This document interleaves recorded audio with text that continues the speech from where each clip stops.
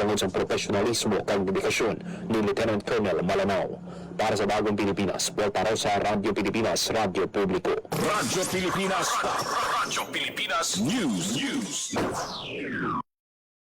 Ginalantaw sa isa ka renewable energy technology company ang probinsya sang Iloilo nga mangin manufacturing base ang ila vertical axis wind turbine sa Pilipinas. Nag-courtesy visit ang mga tiglawas sang Wind IQ sa Iloilo Provincial Capital sa diin ginpresenta kay Iloilo Governor Arthur Defensor Jr. ang compact wind turbine nga sarang maka-generate sang matinlo nga enerhiya samtang ginatugutan ng mga agricultural activities nga magpadayon sa palibot sang istruktura. Ang delegasyon ginabugusan ng Attorney Martin Yasay, Engineer J. Soriano, Vladimir Mata, kag American partner Zenok Bishop, kag Chase Kelly. Ginabi-abi naman ni Governor Arthur Defensor Jr. ang teknolohiya kag nakita ang mga oportunidad sa probinsya sang vertical axis wind turbine. Pananglit matigayon sarang makatuga ang proyekto sang dugang nga investment makahatag trabaho kag mapabaskog ang lugar sang Iloilo bilang sentro sang renewable energy innovation kag manufacturing. Radyo Pilipinas. Radyo Pilipinas News. Nagdaho sang bulig pinansyal ang Iloilo Provincial Government pinaagi sa Provincial Public Employment Service Office, Province of Iloilo sa 37 ka repatriated overseas Filipino workers kalabanan halin sa Middle East. Ginpangunahan ng Provincial Administrator Raul Banyas kag Provincial Peso Head Cynthia Dario ang pagpanag sang 10,000 pesos nga financial aid sa kada OFW. Nagalaom ang probinsya nga makabulig ang kwarta sa mga benepisyaryo nga makasugod liwat kag makasuporta sa ila kinahanglanon sa tapos nga magpauli sa probinsya. Radyo Pilipinas. Radyo Pilipinas News. Sa piyak nga bahin Gimbal Hospital nakabaton sang mother baby accreditation. Yari ang report. Radyo Pilipinas. Radyo Pilipinas Report. Nakabaton sa Certificate of Accreditation sa Mother Baby Friendly Hospital Initiative ang Representative Pedro G. Trona Memorial Hospital sa tapos ang ginhiwat nga reassessment sa Department of Health. Formal nga gin-award ng accreditation bangod sa full compliance ng ospital sa 10 steps to successful breastfeeding. Ginusisa ang pila ka mga pagsulundan sa ospital, nakip na ang suporta sa maternal kag infant health, gilayon kag sige-sige nga skin-to-skin contact pagkatapos magbata, rooming in sa mga iloy kag lapsag, pagdumili sang infant formula sa sulod sang pasilidad, kag ang padayon nga lactation training sa medical kag nursing personnel. Ginpahayag sa ospital nga ang nabato nga accreditation pamatuod sa ila padayon nga pagduso kag pagsuporta sa breastfeeding samtang ginasiguro nga ang mga iloy kag ila kabataan nagabaton sang kalidad nga pag-amuma halin sa pagbata tubtob makagwa sa pasilidad. May baluan nga ang Mother Baby Friendly Hospital Initiative isa ka programa sa Department of Health na nagahingo sa mga healthcare facilities na magpatuman sa mga pulisiya para sa breastfeeding sa mga iloy. Para sa Bagong Pilipinas, Hope Trichante, Radyo Pilipinas, Radyo Publiko. Radyo Pilipinas. Radyo Pilipinas News. Sa piyak nga bahin, ang Capitol nagpagwa sang lapit 50 million pesos para sa water system sang 13 ka barangay sa probinsya sang Iloilo. Yari ang report. Radyo Pilipinas. Radyo Pilipinas Report. Naghatag ang Iloilo Provincial Government sang masobra 47.5 million pesos para sa pagpatindog sang 13 ka village water system sa lain-lain nga barangay sa probinsya. Ginpangunahan ni Governor Arthur Defensor Jr. ang pagpanagtag sang cheque sa mga opisyal sang barangay bilang pinansyal nga bulig ug suporta sa pagpatigayon sang proyekto nga magahatag sang safe kag masaligan nga tubig sa 5,000 ka pumuluyo. Lakip sa mga benepisyaryo ang mga barangay sa Haniway, Concepcion, San Dionisio, Dueñas, Ngag-aw, Oton, Maasin, San Enrique, Alimudyan, Nina, Santa Barbara, kag Kabatuan. Pananglit matapos, ginalauman nga mapadasig na ang access ka mga pumuluyo sa matinyo nga tubig kag mapataas ang kalidad sang pangabuhi sa mga benepisyaryo nga barangay. Sunod sa Kapitolyo, kabahin ang proyekto sa padayon nga pag-invest ang probinsya sa mga infrastruktura nga direkta makabulig sa mga komunidad. Para sa Bagong Pilipinas, Hope Trichante, Radyo Pilipinas, Radyo Publiko. Radyo Pilipinas. Radyo Pilipinas News. CPSU student beneficiaries ang DSWD Kalahi Seeds Cash for Work Program nagbaton sang cash assistance. Si Marian Grace Serenieta sa report. Radyo Pilipinas. Radyo Pilipinas. Report. Nagbaton sa cash assistance ang mga student beneficiary gikan sa Central Philippine State University o CPSU matapos makompleto na ang Cash for Work program sa idalang sa Kalahi Seeds program sa Department of Social Welfare and Development, Negros Island Region. Nagbaton ang kada beneficiaryo sa tig 6,210 pesos kag Certificate of Completion sa isa ka seremonya. Ang Cash Forward Program nagahatag sa temporaryo nga obra kag income sa mga individual nga nagakinahanglan sa bulig kapareho sa kubus nga pamilya, fresh graduates kag mga estudyante. Ang mga partisipante nagaserbisyo sa komunidad o kung nagahimo sa buluhaton sa opisina bilang kabaylo sang ila adlaw-adlaw nga sweldo. Gintangunahan ng The University President Dr. Aladino Moraca, DSWD NIR Regional Director Irwin Razo, Negros Occidental 6th District Representative Mercedes Alvarez, Kalahi Seeds OIC Deputy Regional Program Manager John Christian Dumancas, kag DSWD NIR staff ang kahiwatan. Para sa Bagong Pilipinas, Ma'am Grace Aranyata, Radyo Pilipinas, Radyo Publiko. Radyo Pilipinas. Radyo Pilipinas News. SOCPEN program sang DSWD Field Office 6 naghiwat sang payout sa Malay kag Nabas Aklan. Si Marian Grace Serenieta sa report. Radyo Pilipinas. Radyo Pilipinas. Report. Naghiwat sang payout para sa stipend sa mga social pensioners sa munisipalidad sang Malay kag Nabas Aklan ang Department of Social Welfare and Development Field Office 6. Naglabot sa masobra sa 5.4 million pesos ang ginrelease sa mga benepisyaryo sa munisipalidad sang Malay kag masobra sa 7.1 million pesos naman para sa mga benepisyaryo sa Nabas. Ang social pension program nagatuig nga maghatag sa bulanay nga stipend sa mga indigent senior citizen nga mga maluya, masakit o kung disabled nga wala sang pensyon o kung permanente nga source of income kag wala may ginabaton nga financial assistance halin sa ila mga minata. Kada bulan, nagabato sa tig 1,000 pesos ang mga social pensioners sa idalom sang SOCPEN program. Para sa Bagong Pilipinas, Ma'am Grace Aranyata, Radyo Pilipinas, Radyo Publiko. Radyo Pilipinas. Radyo Pilipinas News. Sa piyak nga bahin gobyerno probinsyal nagpatuman sang temporary ban sa pagsulod sang pork products sa probinsya sang Guimaras. Si Paul Tarosa sa report. Radyo Pilipinas. Radyo Pilipinas. Report. Nagpagwas ang Executive Order No. 60 si Guimaras Governor Maria Lucille L. Nava nga nagamando sang temporary ban sa pagpasulod sa probinsya sang pork products bangod sang African swine fever. Base sa Executive Order, ang ginadumilian nga products ginalakipan sang fresh, frozen kag processed pork products pati na ang hog vans kag mga livestock transport carriers nga nagahalin sa Negros Island Region, Region 6 sa iban pa nga mga lugar sa Guasang Guimaras naging classify nga red zone. Ginsiling sang gobyerno probinsyal nga ang tikang kabahin sang pagtabakod sang border control kag biosecurity measures kontra ASF sa subong ang banwa sang Nueva Valencia ginakabig nga yellow zone o kon high risk area. Samtang ang iban nga mga banwa sa probinsya nagapabilin nga pink zone o kon ASF free municipalities. Para sa Bagong Pilipinas, Paul Tarosa, Radyo Pilipinas, Radyo Publiko. Radyo Pilipinas. Radyo Pilipinas News. Court ban kag istrikto nga border control ipatuman sa Bacolod City bilang pangaman sa ASF. Si JP Herva sa report. Radyo Pilipinas. Radyo Pilipinas. Report. Magapatuman sa mas mabaskog nga matikang batok sa posible liwat nga pagpanghalit sang African Swine Fever o kung ASF ang Bacolod City Government. Sa isa ka sinapol sang ASF Task Force, kaupod si Bacolod City Mayor Greg Gasataya, ginkasugtan ang pagpatuman sa pagbantay sa 13 ka area para sa border control operation lakip diri ang mga sipot. Magluwas diri maipatuman man nga ban sa mga imported pork kag pork-related products. Ginatag sa Bacolod City Government na sa karon wala pa sang kumpirmado nga kaso sang ASF sa syudad. Para sa Bagong Pilipinas, JP Harvas, Radyo Pilipinas, Radyo Publiko. Radyo Pilipinas. Radyo Pilipinas News. Sa piyak nga bahin tiglawas ang Pasay City sa Miss Philippines Earth 2026, isa sa mga runner-up si Marian Grace Arenieta sa report.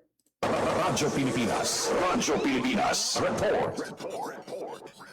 Isa sa mga runner-up sa Miss Philippines Earth 2026 ang tiglawas ang Pasay City sa kompetisyon na si Hannah Tiffany Kirstine sa ginhiwat na Coronation Night Sabado ni 27 sa Bukidnon. Madumduman nga lakip si Kirstine sa top 10 apang napaslawan nga makasunod sa top 5. Lakip mo sa mga runner-up ang mga representante sa Malaybalay City, Marikina City, Cebu City kag Tupi, South Cotabato. Sulod sa top 5 ang mga representante sa Siocon Zamboanga del Norte, Ballesteros, Cagayan, Tumawini, Isabela, Mandaluyong City kag Agoo, La Union. Ginkilala nga Miss Earth 2026 si Rina Andrea de los Santos ang Ballesteros, Cagayan.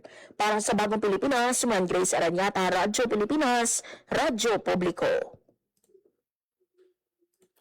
Sa piakabayin mga programa kag serbisyo sang gobyerno tuhoy sa pangnegosyo ginpakilala sa maasin sang DTI Iloilo si JP Herva sa report. Radyo Pilipinas. Radyo Pilipinas Report. Ginpakilala sa Department of Trade and Industry kung DTI Iloilo sa Banwasang Maasin ang pila ka programa kag serbisyo sa gobyerno tuhoy sa pagnegosyo. Sining karulang, ang ahensya naghiwat sa Negosyo Center Advocacy Campaign towards Strengthened Services sa Barangay Subog, Maasin. Katuyuan sa aktibidad nga mabuligan ang mga lokal na negosyante, mga mangunguma kag mga luyag na negosyo, paagi sa paghatag sa ihibaloto sa pagnegosyo kag mga programa sa gobyerno lakip ng pag-angkon sa pondo. Nagserve man nga resource speaker ang mga business counselors gikan sa mga negosyo centers kag mga tiglawas ng DTI pati na sa Small Business Corporation. Nagpalabot man sa ilatag sa kasuporta ang mga opisyal sa Banwa sa pagpamuno ni Maasin Mayor Francis Amboy kaupod ang mga opisyal sa barangay. Para sa Bagong Pilipinas, JP Harvas, Radyo Pilipinas, Radyo Publiko. Radyo Pilipinas. Radyo Pilipinas News. Agrarian Reform Cooperative sa Sara gintudloan sang food safety para sa pagproseso sang kanton nga human sa kalabasa si JP Herva sa report. Radyo Pilipinas. Radyo Pilipinas Report. Nagpedalong sa food safety training ang makatapos ang Ladab Agrarian Reform Cooperative sa Banwasang Sara agud pabasugon ang ila pag-obra sang kanton nga human sa kalabasa. Ang paghanas ginpatiran sa Department of Agrarian Reform o Kundal Iloilo, katuwang ang University of the Philippines Visayas School of Technology sa dalang sa Village Level Farm Focus Enterprise Development Program. Lakip sa mga gintudlo sa mga partisipante ang husto nga pagdumala sa pagkaon, hazard analysis, critical control points, mga good manufacturing practices, kag ang sanitation standard operating procedure. Pinaagi sa paghanas, nagalamang ba Iloilo na mapasabi pa sa kooperatiba ang kalidad sa produkto, masiguro ang food safety, kag mapasangkad ang ila merkado. Para sa Bagong Pilipinas, JP Harvas, Radyo Pilipinas, Radyo Publiko. Radyo Pilipinas. Radyo Pilipinas News. Nag-courtesy visit sa Anay Senate President Franklin Drilon kaupod si Anay Tourism Secretary Narzalina Lim kag Miss Leia Lara, Director sang My Center sang Iloilo City kay Department of Tourism Secretary Dita Matay. Ginpakilala nanday Drilon, Lim kag Lara sa Tiglikom ang mga inisyatiba sa turismo kag mga nagapadayon nga tikang para sa syudad agud mangin premier MICE destination. Gin-imbitar man nila si Secretary Matay nga magpadulong sa Iloilo para personal nga makita ang nangin pagbag-o sa lugar kag ang potensyal sang syudad sa patag sang turismo. Naibaluan nga nagserbe si Drilon nga advisor sa MICE ukon meetings, incentives, conferences and exhibitions development sa Iloilo. Radyo Pilipinas. Radyo Pilipinas News. Sa biyag nga bahin sa Barotac Viejo, ginanunsyo sang Barotac Viejo LGU nga wala sang klase sa tanan nga level kag trabaho sa mga opisina sang gobyerno sa Banwa Lunes, June 29. Ini para magatagligwa sa paghiwat sa mga cultural activities sa munisipyo kadungan sang ila kapistahan. Sa biyag nga bahin ng mga opisina nga nagahatag sang essential services kaangay sang ikaayong lawas kag emergency response ang magapabili naman nga operational. Radyo Pilipinas. Radyo Pilipinas News.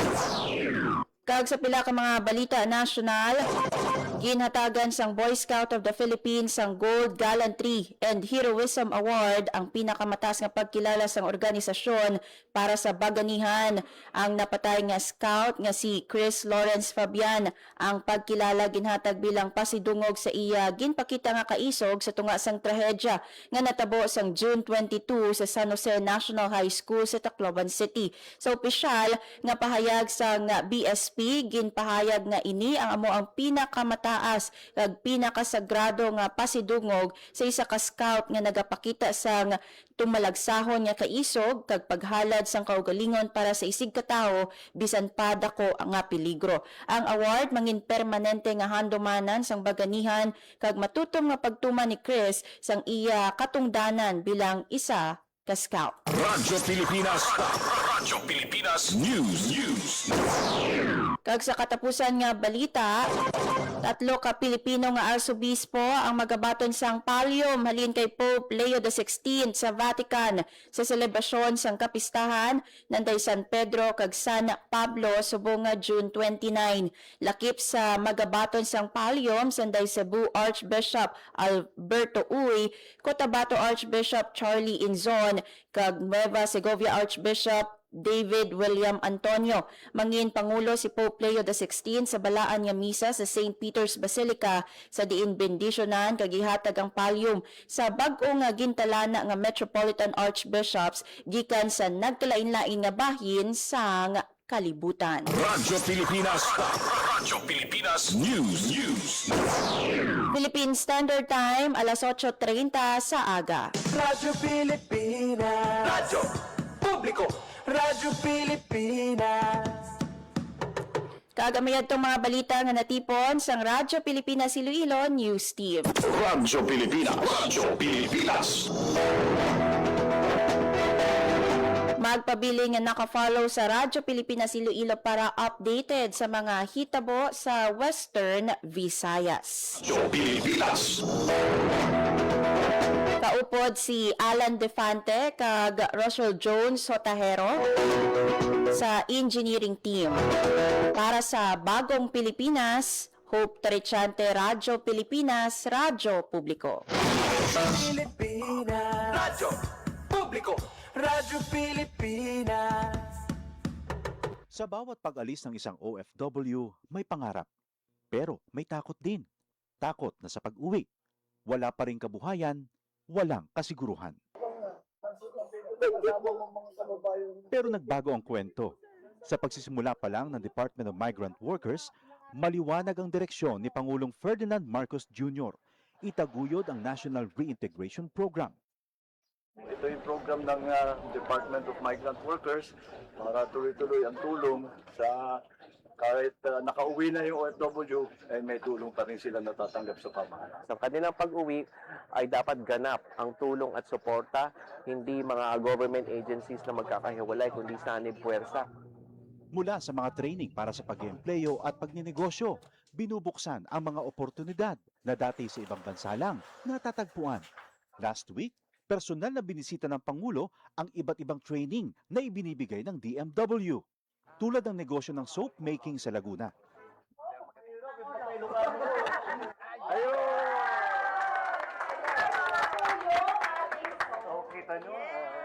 Isa ito sa mga negosyong ngayon nagbibigay ng bagong kita at bagong pag-asa sa ating mga OFW. Isang dating seaman, chef at housekeeping staff.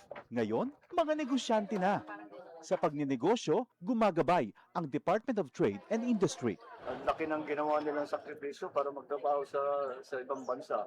Tinatawag natin silang bagong bayani. Tapos dapat naman, pag uwi nila, meron din tayo may tulong sa kanila para patuloy naman ang kanilang anak.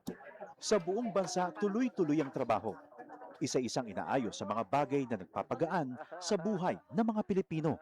Ang pag-uwi para sa mga OFW, hindi nakatapusan, kundi isang matapang na simula para sa ating mga bagong bayani. Radyo Pilipinas. Radyo Publiko. Radyo Pilipinas.